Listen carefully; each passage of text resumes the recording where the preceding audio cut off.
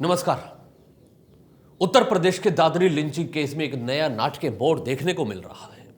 2015 में मोहम्मद अखलाक की भीड़ द्वारा की गई हत्या के आरोपियों के खिलाफ उत्तर प्रदेश सरकार ने मुकदमा वापस लेने की याचिका दाखिल कर दी है। यह कदम एक दशक बाद उठाया गया है और इसमें न्याय, राजनीति और सामाजिक समरसता के सवाल फिर से छिड़ गए हैं। आइए पूरी कहानी, वजह और इसके संभावित नतीजों को केस स्टडी के साथ समझने का प्रयास करते हैं।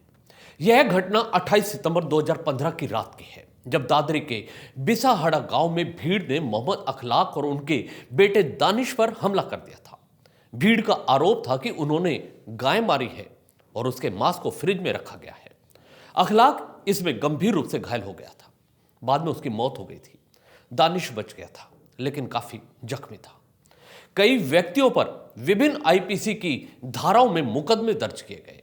इसमें आईपीसी की 302 धारा यानी हत्या, हत्या का प्रयास 307, दंगा 147, 148, घर में घुसने 458, अपमान 504 आदि धाराओं में मामले दर्ज किए गए। अब करीब 10 साल बाद उत्तर प्रदेश सरकार ने मुकदमा वापस लेने के लिए सेक्शन 321 सीआरपीसी के तहत याचिका दायर की है, जिसमें कहा गया है कि अखलाक के परिवार द्वारा अभियुक्तों के नाम बताने में बदलते हुए बयान दिए हैं। साथ ही यह भी तर्क दिया गया है कि अभियुक्तों के पास कोई आग्नेयास्त्र यानी कोई फायर आर्म्स या तेज हथियार नहीं मिले हैं, सिर्फ स्टिक, रॉड, ईंटें मिली।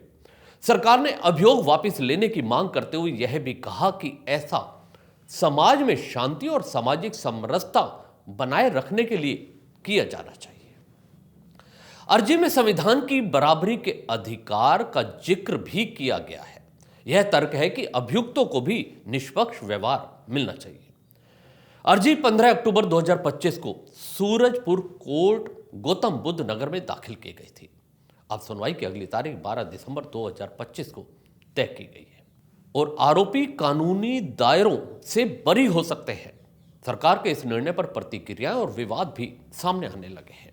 अखलाक का परिवार और उसके वकील यूसुफ सैनी ने बताया कि वे आधिकारिक दस्तावेज अभी पूरी तरह से नहीं देख पाए हैं और कोर्ट के फैसले के बाद अगला कदम तय करेंगे।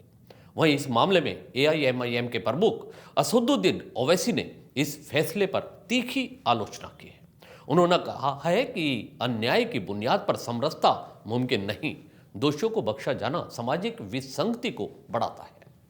यह मामला लगभग 10 साल बाद फिर से जिंदा हुआ है। लंबी अवधि में आरोपी और पीड़ित दोनों ही राजनीतिक और सामाजिक दबावों के अधीन हो सकते हैं। सरकार का तर्क है कि समरसता बनाए रखना जरूरी है, लेकिन यह सवाल उठता है, क्या सांप्रदायिक हिंसा में मारे गए व्यक्ति के परिवार को न्याय और हिसाब मांगने का अधिकार नहीं है? यदि ऐसा फैसला मंजूर हुआ तो यह एक उदाहरण बन सकता है कि सरकारें संवेदनशील मामलों में अभियोजन वापस ले सकती हैं, जिससे कानूनी प्रणाली में विश्वास प्रभावित हो सकता है। इस खबर में इतना ही। दीजिए इजाजत। नमस्कार। चैनल को भी सब्सक्राइब करना ना भूलिएगा। धन्यवाद।